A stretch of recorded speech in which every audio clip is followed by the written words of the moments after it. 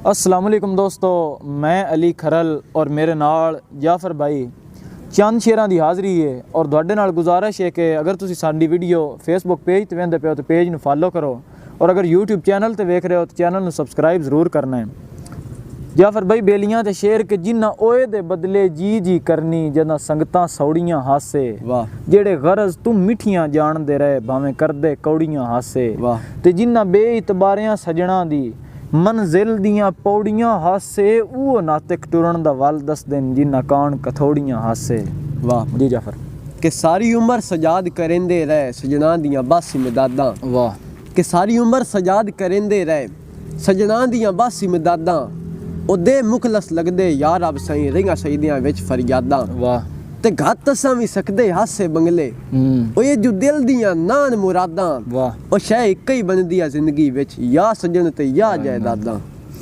जाफर भाई के बेसूद हुण पैगाम रसाई दे, असां सूल फिराक दे जर गए हैं। वाह। दुखे हैं कुछ अरसा हिजर दे बाठे च, पर हुण आराम विच ठर गए हैं। वाह। ते हुण कोई नहीं आखियां मुठ पौंदी, वाह। दिल इत्थों ताईं तरकड़ा कर गए हैं, साडे वास्ते तू असां तेरे बाणे गुफरान चरोकने मार गए हैं। वाह।